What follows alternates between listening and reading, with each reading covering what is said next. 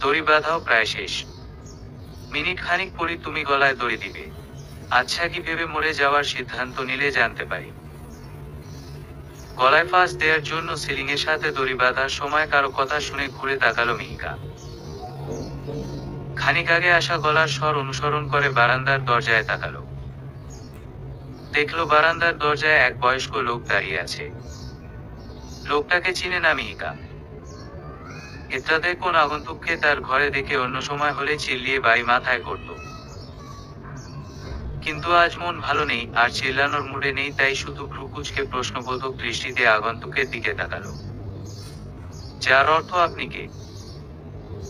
এখানে এসেছেন কেন? আর কিভাবে এসেছেন? আগন্তুক মিহিকার ভ্রু কুঁচকানো দেখে মুচকি হাসলেন। হেসে বললেন, আমি গালিব আহমেদ গালিব। সামনের বিল্ডিং এর ৪র্থ তলার দক্ষিণ কর্নারের ফ্ল্যাটটা থাকি। আমি তোমার প্রতিবেশী। আগন্তুকের কথায় বেশ বিরক্ত হলো মিহিকা। কান্নার কারণে রক্তবর্ণ হওয়া চেহারায় একরাশ বিরক্তি ঢেলে আহমেদ গালিবের দিকে তাকালো। গালিব সাহেব মিহিকার চেহারা পড়ে নিয়ে বললেন, তো আমি কি করব, এটাই ভাবনা তাই তো? উত্তরে কিছু না বলে ভাবলেশহীন ভাবে তাকালো মিহিকা। গালিব সাহেব আবারও বললেন, আসলে তোমার বয়সী আমার একটা মেয়ে আছে, নাম রুফায়দা। রুফায়দা আর ওর মা আজ বিকেলে রুফায়দার নানুর বাসায় গেছে। বাসায় আমি একা। অফিস থেকে ফিরেছি খানিক আগেই। এসে ফ্রেশ হয়ে বারান্দায় এসেছিলাম সিগারেট খেতে। তখনই সামনের বারান্দা দিয়ে তোমার রুমে চোখ গেল। দেখলাম বারান্দা বরাবর খাটে তুমি বসে আছো।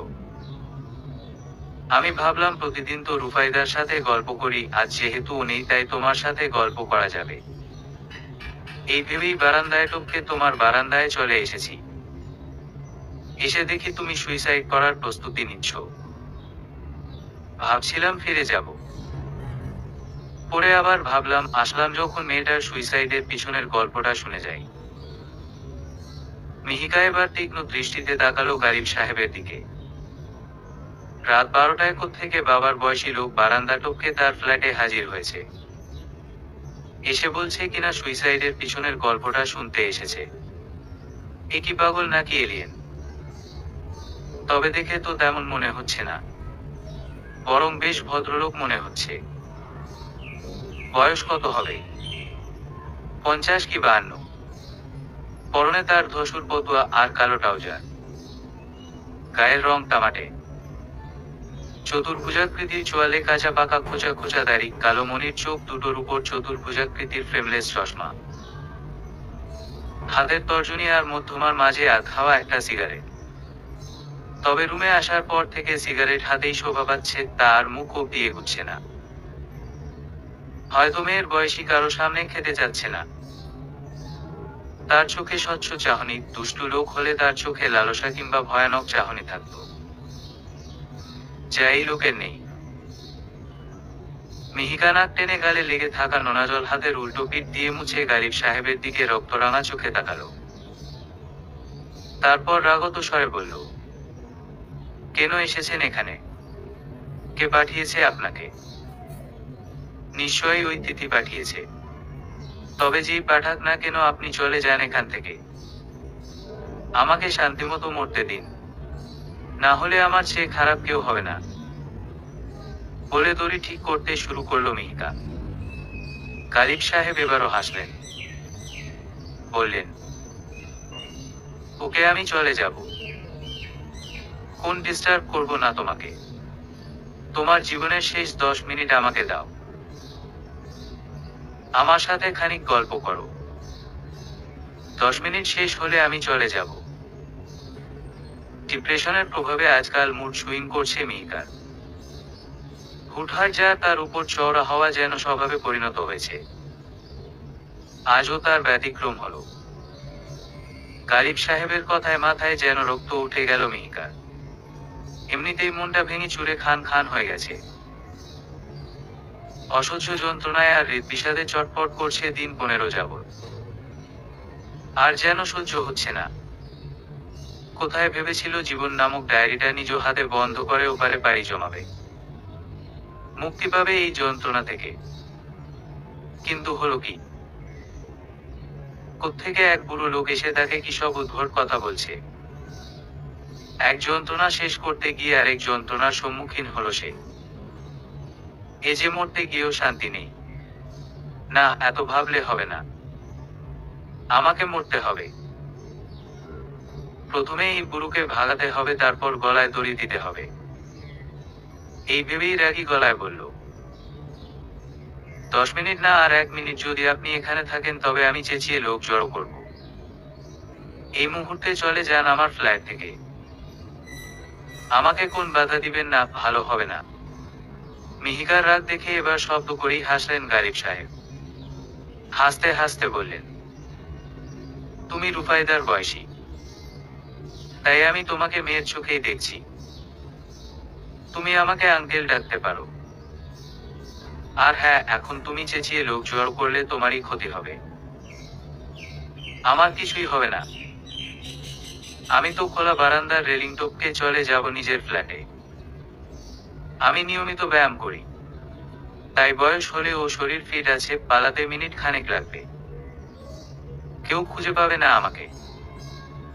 তাছাড়া তোমার কাছে কোন প্রমাণ নেই যে আমি এখানে এসেছি। সুতরাং মা বলি কি, লোক ডেকে নিজের ক্ষতি না করে আমার সাথে মিনিট 10 গল্প করো, তাতেই হবে। গালিব সাহেবের কথা শুনে মিহিকা ভ্রু কুঁচকে বলল, লোক জড়ো করলে আমার কি ক্ষতি হবে? এই যে তুমি লোক ডাকবে, আশেপাশের ফ্ল্যাট থেকে তোমার চিৎকার শুনে মানুষ ফ্ল্যাটের বাইরে জড়ো হবে। তারপর তারা সবাই মিলে মালিক সমিতিকে কল করবে, তারা এসে ডুপ্লিকেট চাবি কিংবা দরজা ভেঙে ভিতরে ঢুকবে। তারপর তুমি তাদের সব ঘটনা খুলে বলবে। তারা আমাকে খুঁজবে, কেউ কেউ তোমাকে জিজ্ঞাসাবাদ করবে। এত সবের মাঝে রাত কেটে যাবে, তোমার সুইসাইড করা আর হবে না। তার চেয়ে বরং আমাকে তোমার সুইসাইডের পিছনে গল্পটা বলো, আমি চলে যাব। তারপর তুমি শান্তিমতো সুইসাইড করতে পারবে। শান্ত কণ্ঠে বললেন গালিব সাহেব। গালিব সাহেবের কথা শুনে মিহিকা খানিক ভাবল। তারপর বলল, সত্যি আপনি চলে যাবেন তো? কোন বাধা দিবেন না তো? না, আমি কোনো প্রকার বাধা দিব না। কাউকে এই ব্যাপারে বলবো না। সত্যি। অনেকটা বাচ্চাদের মতো করে বলল মিহিকা। গালিব সাহেব হেসে সায় জানালেন। মিহিকা খাটের পাশ ঘেঁষে সাদা আর অরেঞ্জ কম্বিনেশনের টাইলসের ফ্লোরে বসে পড়ল। তারপর হাঁটুতে থিতুনি রাখল। মিহিকাকে বসতে দেখে গালিব সাহেব বারান্দা দিয়ে সিগারেট ফেলে দিয়ে মিহিকা থেকে কয়েক গজ দূরে থাকা একটা বিন ব্যাগে বসে পড়লেন। তারপর বললেন, এবার তোমার গল্প স্টার্ট করো। আমি কিন্তু রুফায়দার সাথে একদম ফ্রি। বাবা মেয়ে নয়, ফ্রেন্ড টাইপ সম্পর্ক আমাদের। তুমি নিজেকে রুফায়দার জায়গায় রেখে সহজভাবে আমাকে সব বলতে পারো। মিহিকা ভাবলেশহীন ভাবে গালিব সাহেবের কথা শুনল। তারপর আনমনে বলতে শুরু করলো, আমি মিহিকা, মাইসা রহমান মিহিকা। সবাই মিহি বলেই ডাকে। রাবিতে কেমিস্ট্রি নিয়ে পড়ছি। বাবা মায়ের একমাত্র সন্তান। বাবা যমুনা ব্যাংক ঢাকা শাখার কর্মরত একজন ব্যাংকার। মা গৃহিণী। বাবা মাকে নিয়ে ঢাকাতেই থাকেন। আমিও ঢাকা থাকতাম বাবা মায়ের সাথে। কিন্তু এইচএসসির পর রাবিতে চান্স পেয়ে পরিবার ছেড়ে রাজশাহী চলে আসি। থাকার জন্য বাবা এই ফ্ল্যাট কিনে দেন। আমি এখানে থাকতে শুরু করি। মা বাবা আর শ্রবণকে ছেড়ে এত দূর এসে থাকতে প্রথমে খুব কষ্ট হতো, কিন্তু মাস তিনেকের মাঝে অবশ্য নিজেকে মানিয়ে নিই। শ্রাবণকে। কথার মাঝে ফোন কাটেন গালিব সাহেব। মিহিকা শান্ত ভঙ্গিতে বলে, শ্রাবণ আমার প্রথম ভালোবাসা। বর্ষার এক বিকেলে ঝুম বৃষ্টিতে বাস স্টপে তার সাথে আমার প্রথম দেখা হয়েছে। তখন আমি সবে ক্লাস 10-এ পড়ি। প্রাইভেট শেষে কাক ভেজা হয়ে বাসের জন্য অপেক্ষা করছি। শ্রাবণ তখন এইচএসসি দিবে। সেও প্রাইভেট পড়ে বাসায় ফেরার তারায় বাস স্টপে দাঁড়িয়েছিল। বৃষ্টির ফোঁটা পড়ে আমার চশমার কাঁচ ঝাপসা হয়ে গিয়েছিল। মাইগ্রেনের সমস্যাটা তখন প্রবল ছিল। চশমা ছাড়া একবারেই চলতে পারতাম না। তাই আমি চশমার কাঁচ মুছার জন্য টিস্যু খুঁজছিলাম। ব্যাগ থেকে টিস্যুর প্যাকেট বের করে দেখি টিস্যু আমার মতো কাক ভেজা হয়ে গেছে। এদিক ওদিকে দোকান খুঁজছিলাম। শ্রাবণ হয়তো ব্যাপারটা খেয়াল করেছিল। সে তার পকেট থেকে একটা টিস্যুর প্যাকেট এগিয়ে দিল। তার সেই উপকারের পর সৌজন্যমূলক পরিচয়, তারপর আলাপ, তারপর প্রেম। শ্রাবণের হাত ধরে বার করলাম 4টি শ্রাবণ। সময়গুলো বেশ ভালোই ছিল। মাস কয়েক আগেই শুরু হলো সমস্যা। সেই সমস্যায় আমাকে এই দড়ির মুখে দাঁড় করিয়েছে। হুট করেই শ্রাবণের আচরণ পাল্টে গেল। তার ভালোবাসাটা এবার অবহেলায় রূপ নিল। ব্যস্ততার অজুহাত দিয়ে সর্বোচ্চ চেষ্টা করতে লাগলো এড়িয়ে যেতে। প্রথম প্রথম ব্যাপারগুলোকে নিজেকে ব্যস্ততা বলে এড়িয়ে গেলেও পরবর্তীতে আর পারলাম না। আস্তে আস্তে কিছু জিনিস পরখ করতে লাগলাম। একমাত্র আমার সাথেই কথা বলার সময় ওর শত ব্যস্ততা এসে দাঁড়ায়, আর কারো সাথে না। আমার সাথে কথা বলতে গেলেই ওর কপালে বিরক্তির ভাঁজ পড়ে, বাকি সবার সাথে কথা বলার সময় তার ঠোঁটের কোণ থেকে হাসি সরে না। আমাকে নানা কাজের অজুহাত দিত, কিন্তু দিন শেষে ফেসবুকে বন্ধুদের সাথে আড্ডা আর ঘোরাঘুরির ছবি আপলোড দিতে ভুলতো না। সেই ছবিগুলোতে তার পাশে একটা মেয়েকে দেখতে পেতাম। আমার মনে খটকা লাগে, কোথাও সে অন্য কারো সাথে জড়িয়ে নেই তো। ভাবতেই আমার আত্মা কেঁপে উঠল। আমি এসব আর সহ্য করতে না পেরে ঢাকা চলে যাই। ঢাকা গিয়ে লুকিয়ে ওকে ফলো করি। ওর সম্পর্কে খবর নিই, আর জানতে পারি আমি চিটাগাং যাওয়ার পরপরই সে অন্য নীলিমা নামের একটা মেয়ের সাথে সম্পর্কে জড়িয়ে গেছে। সব শুনে আমি ওর সাথে কথা বলার চিন্তা করলাম। ফোন করে ওকে আমাদের দেখা করার স্থানে ডাকলাম। ওকে আমাকে এড়িয়ে যাওয়ার কারণ জিজ্ঞেস করলে ও সাফ জানিয়ে দিল আমার সাথে তার যাচ্ছে না। সে এই সম্পর্কটা রাখতে চায় না। বিশ্বাস করুন আঙ্কেল, সেদিন রেস্টুরেন্টের শত মানুষের সামনে আমি ওর পা পর্যন্ত ধরেছি যাতে ও আমাকে ছেড়ে না যায়, কিন্তু ও আমাকে পা ঝাড়া দিয়ে ফেলে দিয়েছে। কি বলে জানেন? বলেছে আমাকে নাকি ও কখনো ভালোই বাসেনি। এসব নাকি জাস্ট টাইম পাস ছিল, আবেগ ছিল যা কেটে গেছে। না হলে আমি নাকি ওর নখের যোগ্যও না। ও তার যোগ্যতা সম্পন্ন মানুষকেই বেছে নিয়েছে, তাকে ভালোবাসে, বিয়েও তাকে করবে। আমার মতো মেয়েদের নাকি ভালোবাসা যায় না, জাস্ট ইউজ করে টিস্যুর মতো ফেলে দেয়া যায়। ওর কথায়, ওর বিচ্ছেদে আমি ভেঙে পড়েছিলাম, খুব ভেঙে পড়েছিলাম। বাসার সবাই কারণ জিজ্ঞেস করত, আমি বলতে পারতাম না। তাই এখানে চলে আসি। আসার পর থেকে ঘুটে ঘুটে মরতে থাকি। ওকে আমি নিজের থেকেও বেশি ভালোবাসি। ওর সাথে কথা না বলে আমি থাকতে পারি না, ঘুমাতে পারি না, খেতে পারি না। আমি প্রতিদিন কম হলেও 1000 বার ওকে কল দিয়ে ফিরে আসার অনুরোধ করি, আর ও আমাকে অকথ্য ভাষায় গালাগাল করে। আমি এসব আর নিতে পারছিলাম না। আমাকে কষ্ট দেয়া হয়তো আরো বাকি ছিল, তাই তো কাল সে তার গার্লফ্রেন্ডকে বিয়ে করে নিয়েছে। দুজনের একসাথে ছবি তুলে আবার আমাকে পাঠিয়েছে।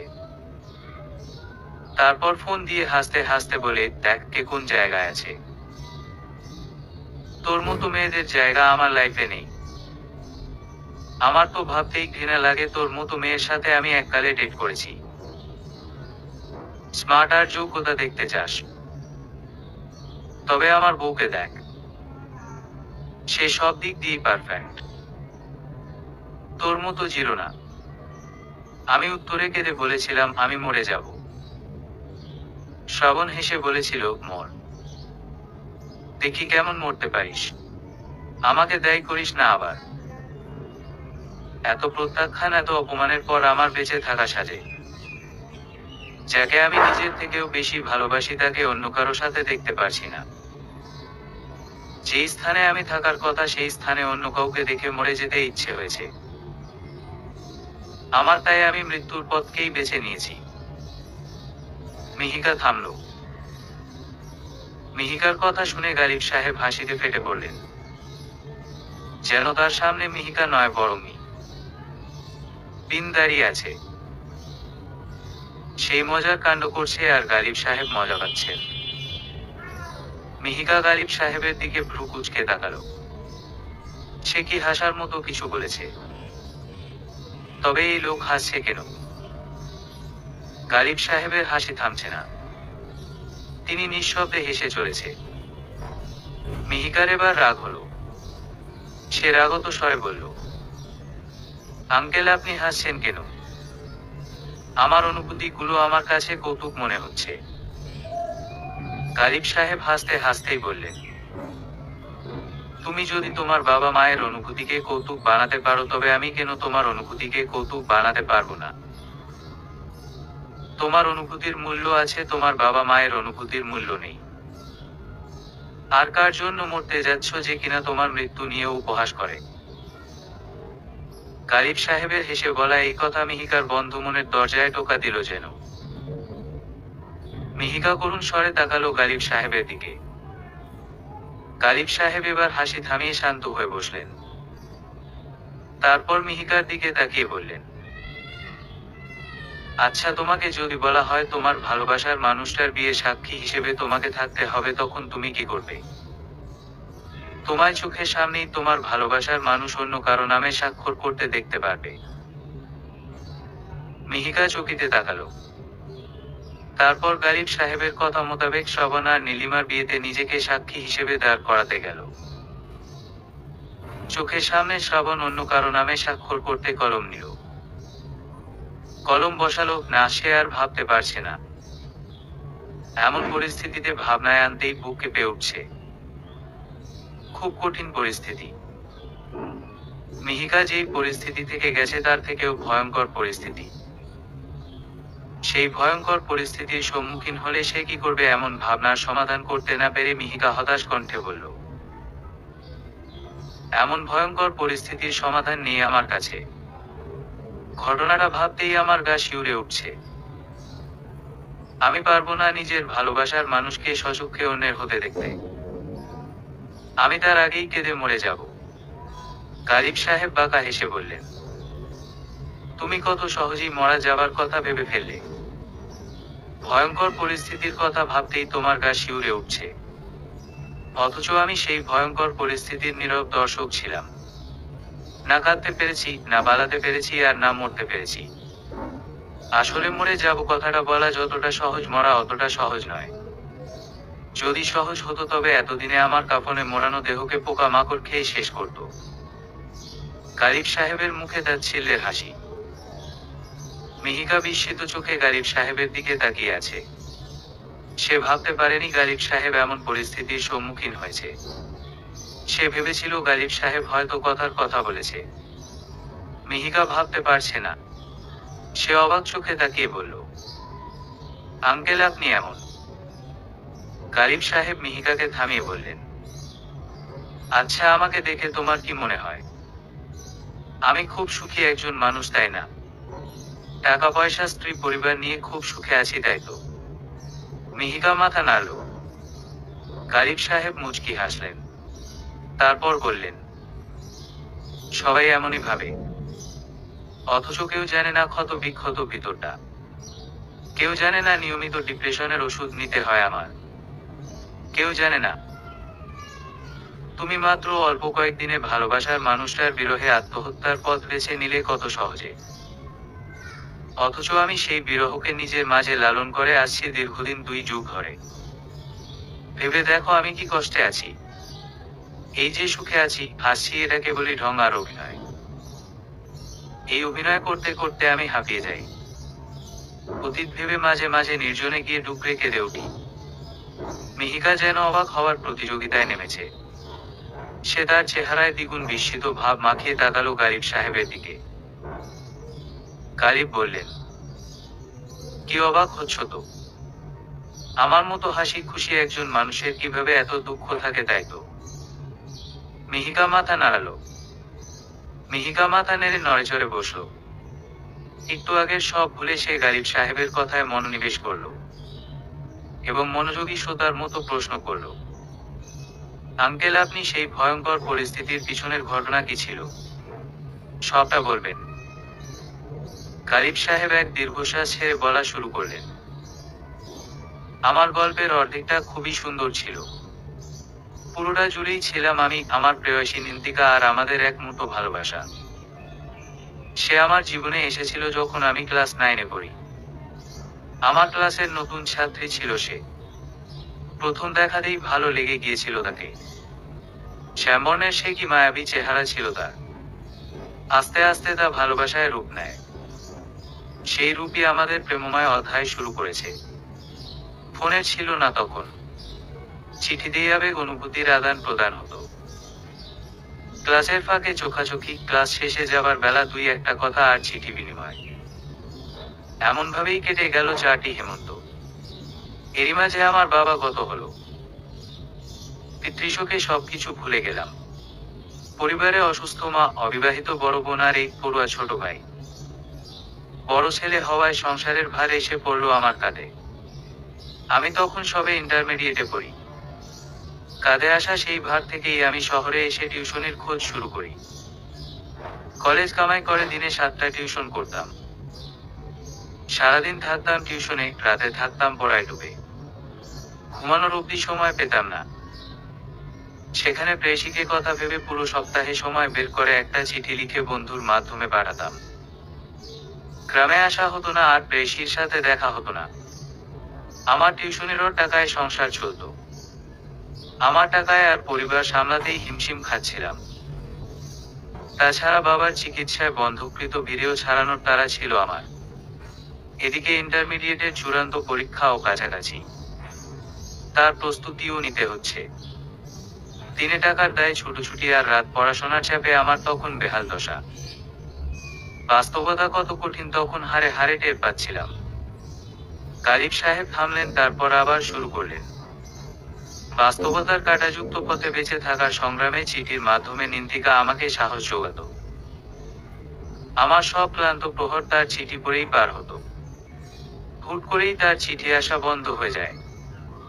2 মাস পরেই ইন্টারমিডিয়েট পরীক্ষা ছিল।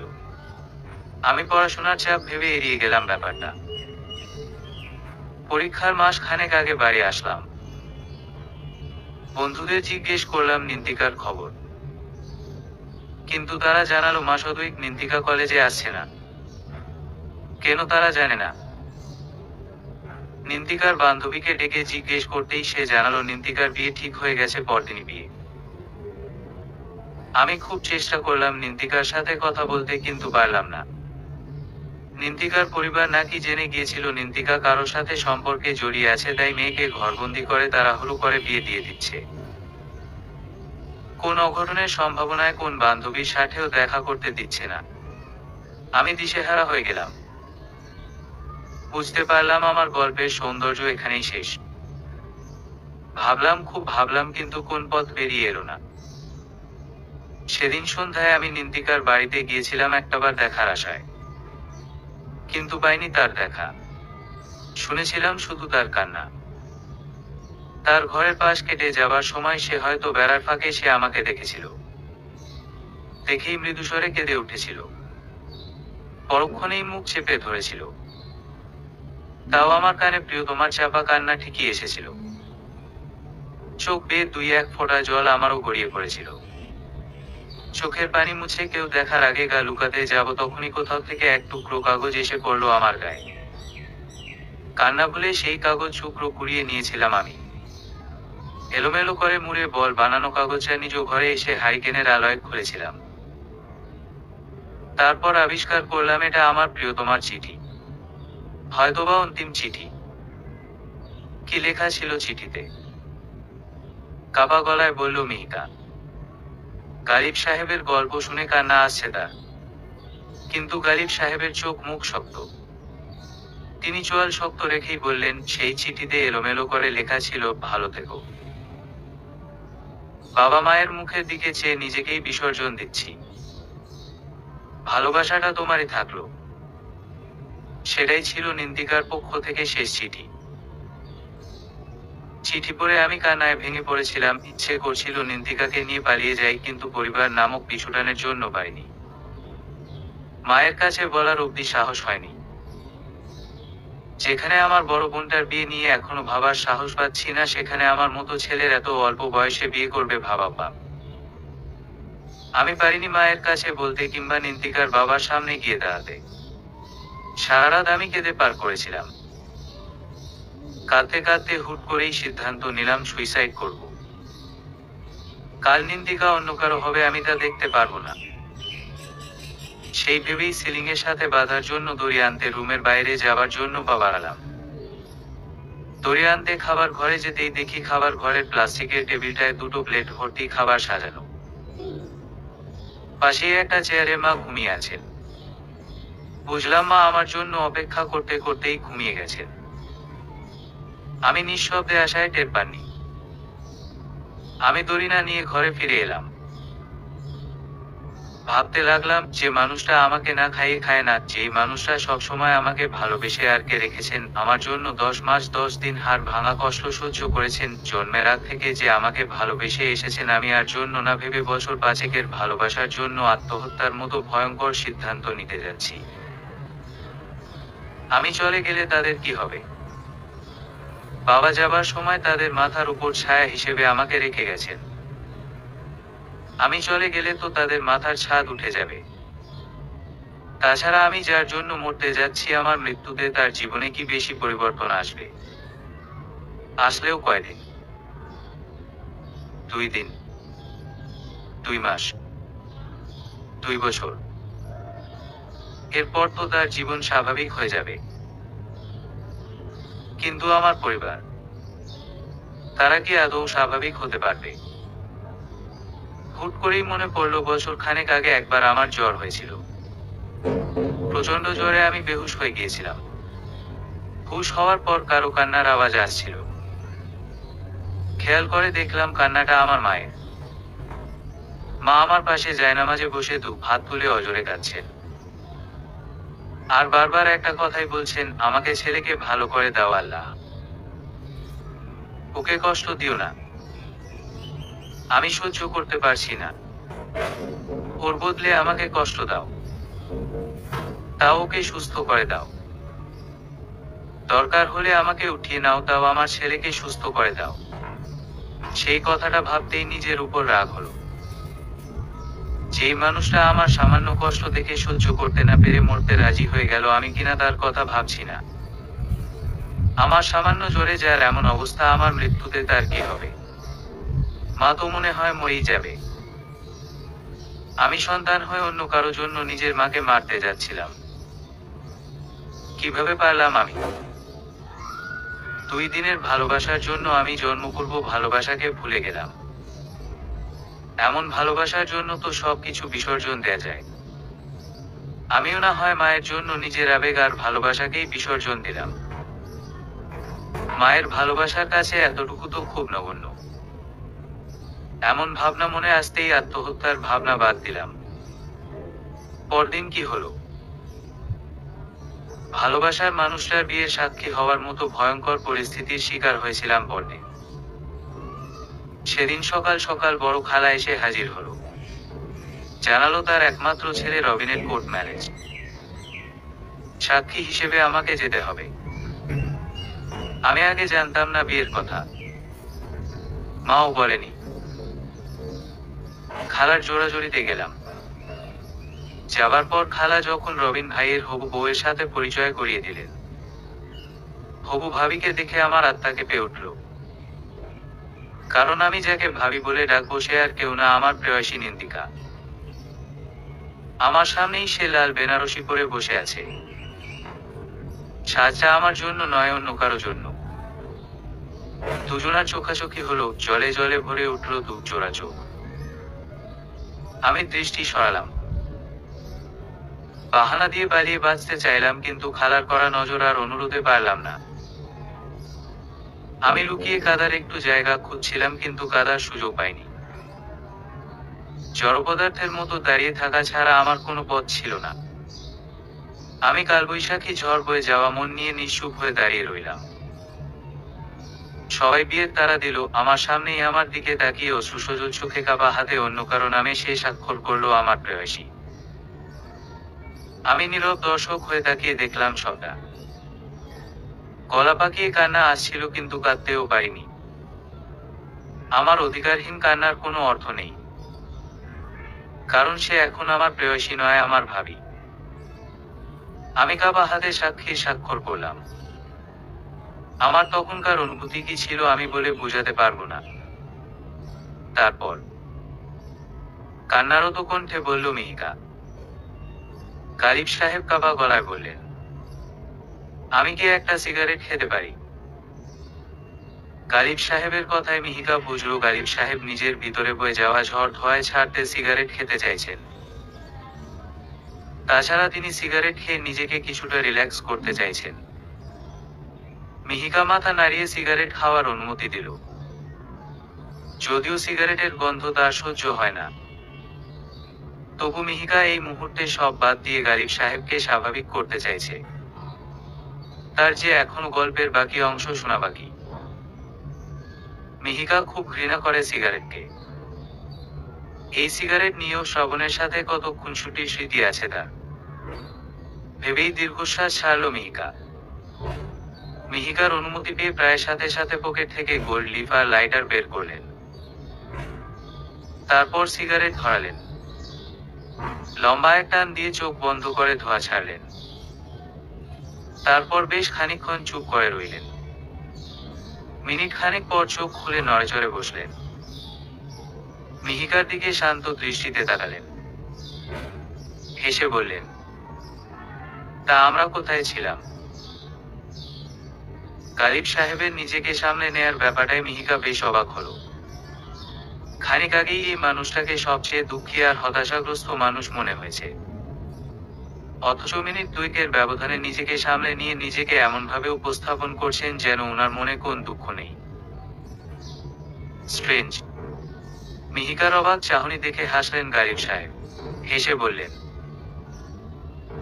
অভিনয় করতে করতে পাক্কা অভিনেতা হয়ে গেছি। এখন নিজেকে সুখী দেখাতে পারি অনায়াসেই। তারপর বলো কোথায় ছিলাম আমরা? মিহিকা নিজের বিস্ময়ী ভাব চেপে বলল, আপনার প্রেয়সীর বিয়েতে ছিলাম। গালিব সাহেব শব্দ করে হেসে বললেন, তুমি ছিলে না? আমি ছিলাম। তাও আবার সাক্ষী হিসেবে। গালিব সাহেবের এই যোগটায় অদ্ভুত এক কষ্টের আভাস পাচ্ছে মিহিকা। এত কষ্ট বুকে চেপে এমন জোকস বলায় বিরক্ত সে। তাই বিরক্ত কণ্ঠে বলল, বিয়ের পরে কি হলো? গালিব সাহেবের তাচ্ছিল্যের হাসি হেসে বললেন, কি আর হবে? হাসি খুশি আমিটা অনুভূতিহীন জীবন্ত লাশে পরিণত হলাম। ওই ঘটনার পর অনেকবার মরে যেতে ইচ্ছে হয়েছিল, কিন্তু মায়ের মুখটা চোখের সামনে ভাসতে আর সাহস হয়নি। ভাবলাম প্রেয়সীর ভালোবাসার বিচ্ছেদে না মরে যে মা জীবন দিয়েছে সেই মায়ের ভালোবাসার জন্য বাঁচি। মায়ের সাথে সময় কাটাতে লাগলাম, প্রচুর সময়। মায়ের সাথে যতক্ষণ থাকতাম মায়ের আন্তরিকতা আর প্রতিটা কথা আমার হৃদয়ে স্পর্শ করত। কতটা নিঃস্বার্থ ভালোবাসে মা। নিজের অনুভূতির কথা না ভেবে আমার অনুভূতির কথা ভাবে সবসময়। মায়ের সাথে কাটানো মুহূর্ত গুলোতেই মনে খুব সাহস আসত। মন একটাই কথা ভাবতো যে নেই তার কথা না ভেবে যে আছে তার কথা ভাবো। আমি নিজেকে নিয়ে ভাবনা ছেড়ে দিলাম, কারণ নিজেকে নিয়ে ভাবতে গেলেই নিন্দিকার কথা মনে উঠত। দুটোই কি সুতোয় বাঁধা ছিল। আমি মাকে নিয়ে ভাবতে লাগলাম, ঘুরে দাঁড়ালাম, মনকে শক্ত করে পরীক্ষা দিলাম, ভালো রেজাল্ট করলাম। আমার রেজাল্ট শুনে মা খুশিতে আমাকে জড়িয়ে ধরেছিলেন। মায়ের সেই খুশিটা আমার নজর কেড়েছিল সেদিন। আত্মহত্যা না করার সিদ্ধান্তকে স্যালুট জানালাম। মায়ের এই খুশিটা দেখার জন্যই তো এত কিছু। তারপর কেটে গেল অনেকগুলো বছর। পড়াশোনা শেষ, ব্যবসা শুরু করলাম। ভালো পর্যায়ে গিয়ে মাকে আনলাম। মায়ের জোড়াজড়িতে বিয়ে নামক ফর্মালিটিতে নিজেকে জোড়ালাম। এই তো স্ত্রী সন্তান মাকে নিয়ে খুব সুখে আছি এখন। স্ত্রীকে ভালোবাসেন, আর প্রথম ভালোবাসা ভুলতে পেরেছেন। প্রথম ভালোবাসা ভোলা যায় না, তা মনের কোণে রয়েই যায়। আমিও ভুলতে পারিনি, আজও তেমনই ভালোবাসা কাজ করে তার জন্য, যদিও তা নিষিদ্ধ। অনুভূতি নামক সিস্টেমটা তার যাওয়ার পর থেকে অনেকটা অকেজো হয়ে গেছে। তবে সীমা মানে আমার স্ত্রীকে আমি নিন্দিকার মতো ভালো না বাসলেও মায়া নামক বন্ধনে জড়িয়ে আছি তার সাথে। মায়ের জাল সেই বিছিয়ে দিয়েছে। সে আমাকে খুব বুঝতে পারে, খুব ভালোবাসে। সুখ দুঃখ সব সময় আমাকে আর আমার পরিবারকে আগলে রাখে। দিন শেষে যখন বাসায় ফিরি তখন স্ত্রীর হাসিমাখা মুখ, মেয়ের বাবা বলে জড়িয়ে ধরা আর মায়ের খোকা বলে আগলে নেয়া দেখে সব ক্লান্ত ভুলে যাই। মৃত অনুভূতিগুলো মাথা চারা দিয়ে ওঠে না তখন। একটা পূর্ণ পরিবার আর সবার নিঃস্বার্থ ভালোবাসা আছে। সুখী হওয়ার জন্য আর কি লাগে? কারিন সাহেব শুকনো হাসলেন। মিহিকা অবাক হয়ে তাকিয়ে আছে তার দিকে। একটা মানুষ এত দুঃখকে বুকে চেপে মুভ অন করতে পারে? এতটা বছর ধরে অনুভূতি নামক দাবানলের আগুন জলে পুড়েও কি সুন্দর হাসি খুশি জীবনযাপন করছেন। মিহিকা ভাবতে লাগলো, উনার তুলনায় আমার সমস্যা অতি নগণ্য, তাও আমি সইতে পারছি না। উনি কিভাবে সহ্য করেছেন? উনার জায়গায় থাকলে আমি কি করতাম?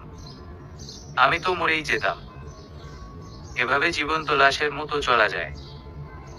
আমার সাথে এমন কিছু হলে আমি পারতাম সইতে? প্রশ্ন ভাবনায় আসতেই কেঁপে উঠল মিহিকা। হাঁচে গিয়ে উত্তর দিল, না, আমি কোনোভাবেই সইতে পারতাম না। এই দুঃখ সহ্য করার চেয়ে মৃত্যু অনেক সহজ। আমি মরেই যেতাম। মিহিকার কথায় গালিব সাহেব ভ্রু কুঁচকালেন। তারপর বললেন, মরে যাওয়া এত সহজ? এতই? মানুষ নিজেকে হত্যা করে জীবনের কষ্টদায়ক মুহূর্ত থেকে পরিত্রাণ পেতে। অথচ তারা জানেই না তারা সাময়িক কষ্ট থেকে মুক্তি পাওয়ার জন্য স্থায়ী কষ্টকে বেছে নিচ্ছে। মৃত্যু তাদের জন্য কষ্ট লাঘব নয়, বরং কষ্ট গ্রহণ, জাহান্নাম নামক উপহার গ্রহণ।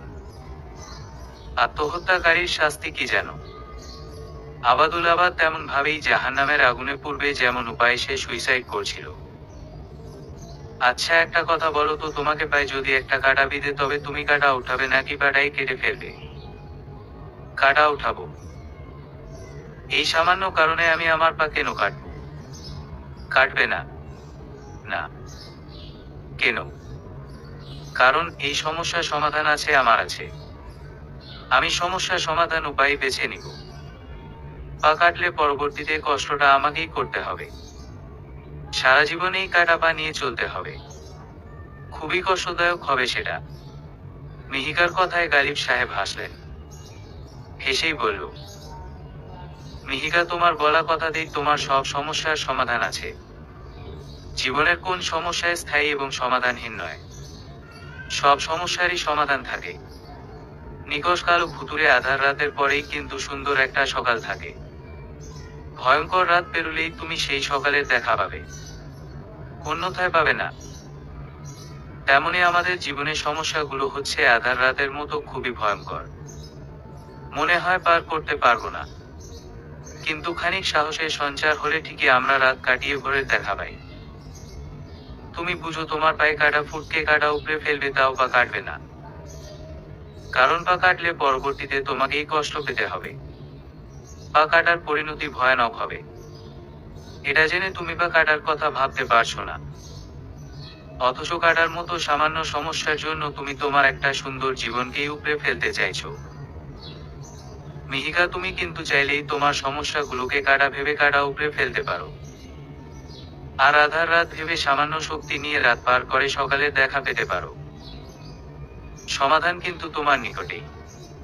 তুমি পা থেকে কাটা ওঠাও, পা কেটো না। এতে কষ্টটা তোমাকেই ভোগ করতে হবে। জ্বলতে পারবে বছরের পর বছর ওই আগুনে। আজ মিহিকা মনোযোগী শ্রোতা হিসেবে গালিব সাহেবের সব কথা শুনছে। সে মিনমিনে গলায় গালিব সাহেবের কথার উত্তর দিল, কিন্তু এভাবে কি বাঁচা যায়? গালিব সাহেব দৃঢ় কণ্ঠে বললেন, বাঁচা যায় বলেই তো আমি আজও বেঁচে আছি। শুনো মিহিকা, মৃত্যু কখনোই কোন কিছু সমাধান হতে পারে না, বরং মৃত্যু থেকে সমস্যা শুরু হয়। তুমি তো একজন মানুষের কথা ভেবে মরে যাবে, কিন্তু যারা সব সময় তোমার কথা ভেবে আসছে তাদের কি হবে ভাবতে পারছো? যারা সব সময় তোমাকে নিঃস্বার্থ ভালোবাসে যাচ্ছে সেই বাবা মায়ের কি হবে? তারা তোমাকে হারিয়ে থাকবে কিভাবে বলতে পারো? মৃত্যুর মতো ভয়ঙ্কর সিদ্ধান্ত নেয়ার আগে সবাই যদি মিনিট খানিকের জন্য তাদের বাবা মায়ের দিকে তাকাতো, তবে সে তার সিদ্ধান্তে অটল থাকতে পারত না। মিহিকা, তুমি কি একবারও তোমার বাবা মায়ের জন্য ভাবছো না? তুমি শুধু নিজের ভালোবাসার কথা ভাবলে, তোমার জন্মপূর্ব ভালোবাসার কথা ভাবলে না কেন? তাদের ভালোবাসার কোন মূল্য নেই? প্রিয়জনের বিচ্ছেদের কষ্ট তো তুমি অনুভব করছো। মৃত্যুর পথ বেছে নিয়ে নিজের বাবা মাকেও যেই কষ্ট অনুভব করাতে চাইছো, তোমার বাবা মা সেই কষ্ট সইতে পারবে? আর তুমি যার বিচ্ছেদে নিজেকে মারতে চাইছো, তোমার মৃত্যুতে সে কি তোমার কাছে ফিরে আসবে? তুমি কার জন্য মরতে চাইছো? যার কাছে কিনা তোমার অনুভূতির কোন মূল্য নেই তার জন্য, যার কাছে তোমার জীবনের মূল্য নেই তার জন্য। তুমি মারা গেলে ক্ষতি তোমারই হবে। সে তো আপদ বিদায় হয়েছে ভেবে চিল করবে, তোমার জানাজায় অব্দি পাবে না তাকে। তুমি এমন একজনের জন্য মরতে চাইছো। গালিব সাহেব প্রশ্নবোধক চাহনি দিয়ে মিহিকার দিকে তাকিয়ে আছেন। মিহিকা মাথা নিচু করে রইল, কিছুই বলল না। গালিব সাহেব বললেন, জীবনটা খুব সুন্দর। এই সৌন্দর্যের পিছনে সুখ দুঃখ দুটোই আছে। দুঃখগুলোকে চেপে সুখগুলোকে প্রকাশ করতে পারলেই তুমি সুখী। আজ যদি তুমি আত্মহত্যার সিদ্ধান্ত বাতিল করে সামনে আগাও, তবে আমি চ্যালেঞ্জ করে বলতে পারি কম হলেও 100টা সময় তুমি রিয়ালাইজ করবে যে আত্মহত্যা না করে ভালো করেছো। আত্মহত্যা করলে জীবনের এই সুন্দর মুহূর্তটার সম্মুখীন হতে পারতে না। আমি যেদিন বাবা হলাম, সন্তান কোলে নেয়ার পর আমি 2 রাকাত নামাজ পড়েছি।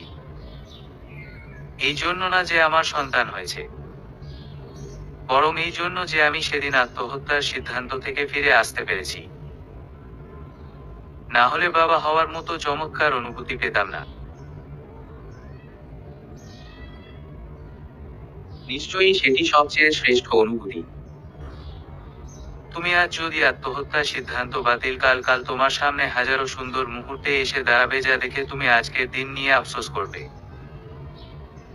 শরীরে আগুনের আঁচ লাগলে মানুষ আগুনে ঝাঁপ দেয় না, বরং আগুন থেকে সরে আসে। তেমনি তুমি জীবনে সামান্যতম সমস্যার সম্মুখীন হয়ে জীবনটাকে শেষ করে দিও না। সমস্যা সমাধান করে ভালো পথে সরে আসো। সমস্যাটাকে বুড়ো আঙুল দিয়ে দেখিয়ে দাও তোমার মতো সমস্যাকে ফেস করার ক্ষমতা রাখে মিহিকা। দেখবে নিজের বিজয় নিজেই দেখতে পাচ্ছ। মিহিকা জিম মেরে বসে আছে। গালিব সাহেব তা দেখে এক দীর্ঘশ্বাস ছাড়লেন। মনে মনে বললেন, আজকালকার ছেলেমেয়েরা বড্ড অবুঝ, হয়তো স্বার্থপর। গালিব সাহেব আরো একটা দীর্ঘশ্বাস ফেলে পকেট থেকে ফোন বের করলেন। স্ক্রিন অন করে কিছু একটা দেখলেন। তারপর ফোন থেকে চোখ উঠিয়ে মিহিকাকে উদ্দেশ্য করে বললেন, তোমার মা বা বাবার নাম্বারটা দাও তো। মিহিকা চমকে তাকালো। আঙ্কেল বাবা মায়ের নাম্বার চাইছে কেন? তাদের কি জানিয়ে দিবে? এভেবেই প্রশ্নবোধক চাহনি দিয়ে বলল, কেন? তাদের নাম্বার দিয়ে আপনি কি করবেন? কথা বলবো। গালিব সাহেবের কণ্ঠ স্বাভাবিক। মিহিকা ভীত কণ্ঠে বলল, কি বলবেন? এই যে তুমি সুইসাইড করতে যাচ্ছ তা? মিহিকা জোর গলায় বলল, না না, আমি আপনাকে নাম্বার দিব না। আপনি তাদের জানিয়ে দিলে তারা কষ্ট পাবে, খুব ভেঙে পড়বে। বাবা হার্টের রোগী, অ্যাটাক করে বসবে। গালিব সাহেব হেসে বললেন, বাহ, মা বাবার জন্য খুব চিন্তা তোমার। তারা কষ্ট পাবে তাই তাদের সুইসাইডের খবর জানাতে চাইছো না। বাবার হার্ট অ্যাটাকের চিন্তা আছে। বাবা মায়ের ক্ষতি চাইছো না, অথচ নিজে মৃত্যুপথ বেছে নিয়ে তাদের ক্ষতির সাগরে ডুবাতে চাইছো। তোমার এই চিন্তা তখন কোথায় ছিল? একবারও ভাবলে না মা বাবার কথা? আজ তুমি সুইসাইড করলে কাল তারা যখন তোমার মৃত্যুর খবর শুনবে, তোমার লাশ দেখবে, তখন তাদের কি অবস্থা হবে? হার্টের রোগী তোমার বাবা আদরের মেয়ের লাশ দেখে সহ্য করতে পারবে? একটা সত্য কথা কি জানো মিহিকা? ইয়াং জেনারেশন যারা প্রেমঘটিত কারণে বা ছোটখাটো কারণে সুইসাইড করে, তাদের মৃত্যুর আগে যদি বলা হয় তুমি সুইসাইড তোমার বাবা মায়ের চোখের সামনে করো, তোমার বাবা মা থাকবে শিকলে আবদ্ধ, চাইলে তোমাকে বাঁচাতে পারবে না। তবুও তারা বাবা মায়ের সামনে সুইসাইড করতে পারবে না। বাবা মায়ের চোখের দিকে তাকিয়ে গলায় দড়ি দিতে পারবে না, সিদ্ধান্ত বাতিল করবে। তার কারণ কি জানো? তখন তারা বাবা মায়ের চোখ কসমাখা মুখ দেখে সহ্য করতে পারবে না। নিজের ক্ষতি করতে গিয়ে বাবা মায়ের ক্ষতি হতে দিতে পারবে না। নিজের কারণে বাবা মাকে শিকলে আবদ্ধ হতে দেখতে পারবে না। তারা বদ্ধ রুমে সবার আড়ালেই আত্মহত্যা করে। কিন্তু তারা হয়তো ভাবেই না যে তারা নিজেকে কষ্ট থেকে মুক্ত করতে গিয়ে বাবা মাকে কতটা কষ্টের সাগরে ডুবিয়ে দিয়ে যাচ্ছে। সুইসাইড করার আগে যদি সবাই একবার প্রিয়জন হারা পরিবারের আর্তনাদ শুনতো, দেখতো, তবে কখনোই সুইসাইড করতো না। তারা যদি সুইসাইড করার আগে কয়েক ঘন্টার জন্য মৃত্যুর ভান করে থাকতো, তবে দেখতে পেত তাদের মৃত্যুতে সবার অনুভূতি। তখন সে মৃত্যুর সিদ্ধান্ত নেয় নিজেকেই ধিক্কার দিত। যাকগে মিহিকা, তুমি মৃত্যুর আগে শেষবারের মতো বাবা মায়ের সাথে কথা বলবে না? মাথা নাড়ল মিহিকা। গালিব সাহেব বললেন, সাহস নেই তো? আচ্ছা, মৃত্যুর কথা বলা লাগবে না, জাস্ট তুমি কল দিয়ে তাদের কণ্ঠস্বর শুনবা। জাস্ট কণ্ঠস্বর, আমিও কিছু বলবো না প্রমিজ। কি ভেবে যেন মিহিকা রাজি হলো।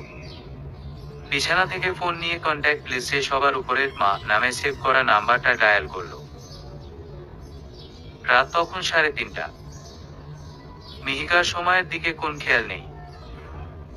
সে ফোনের দিকে তাকিয়ে আছে। একবার বাজও ধরল না। মিহিকা আবার দিল। দুবার রিং হওয়ার পর রিসিভ হলো।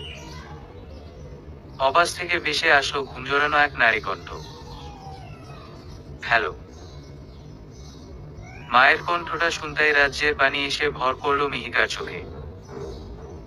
মিহিকা ঠোঁট কামড়ে পানি আটকালো।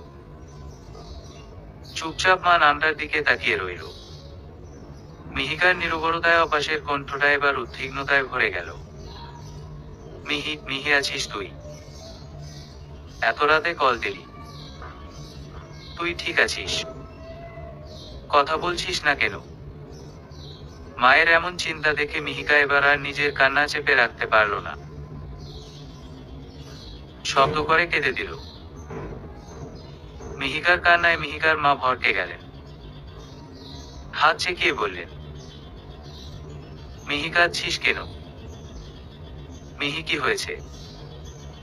বল কি হয়েছে? তুই ঠিক আছিস? কোথায় আছিস? উত্তরে মিহিকা কেঁদেই যাচ্ছে।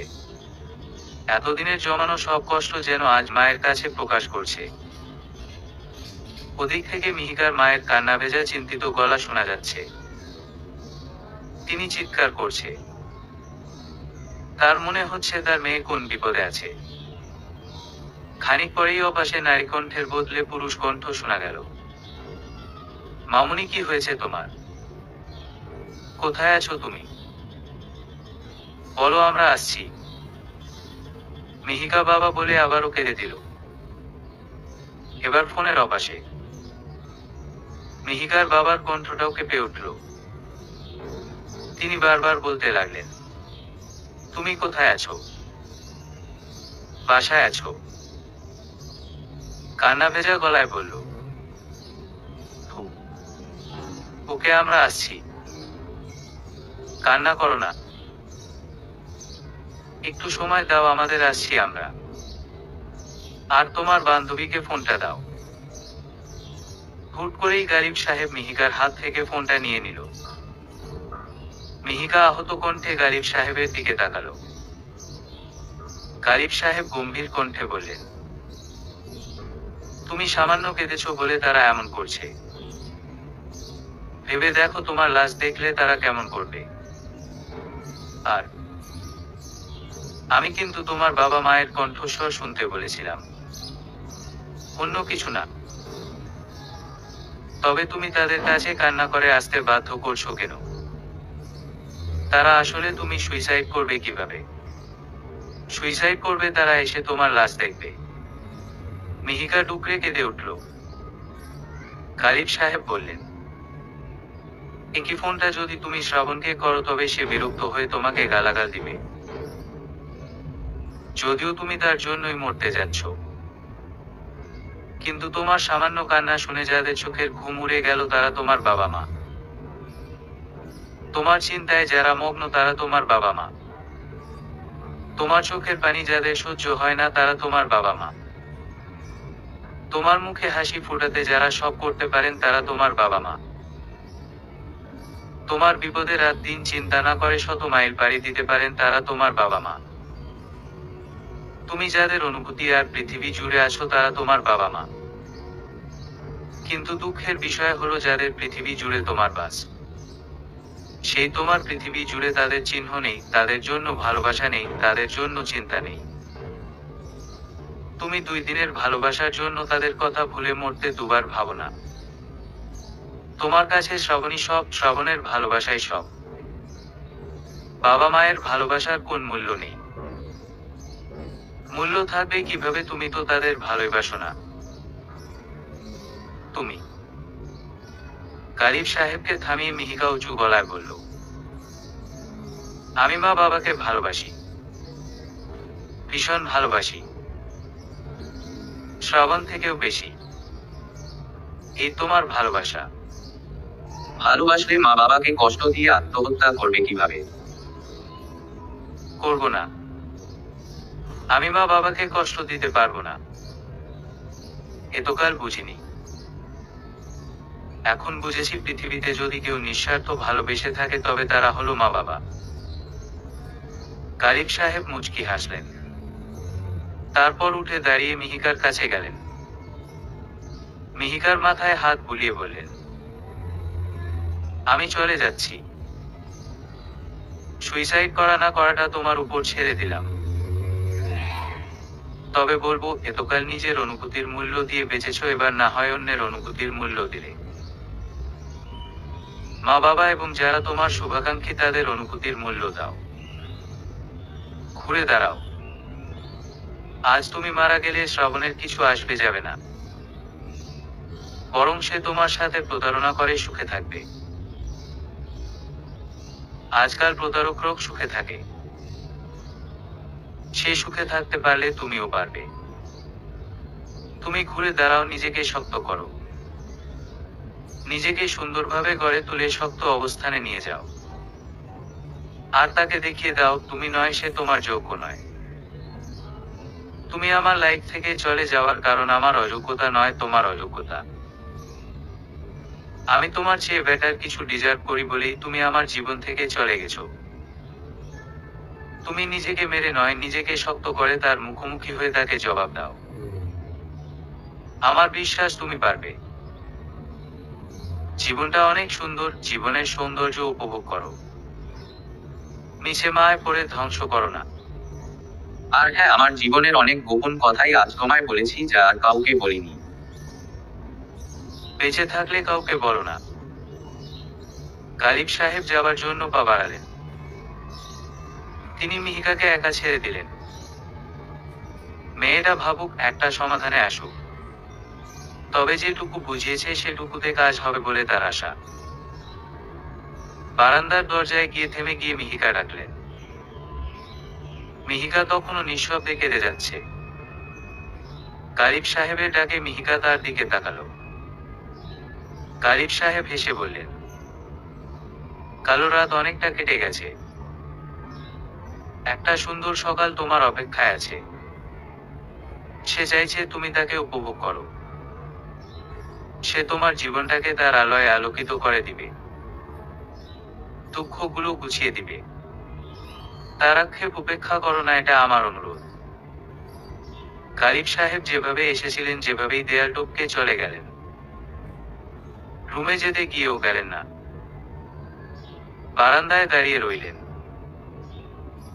দৃষ্টি তার পাশের বারান্দার দরজা বরাবর বসা মিহিকার দিকে।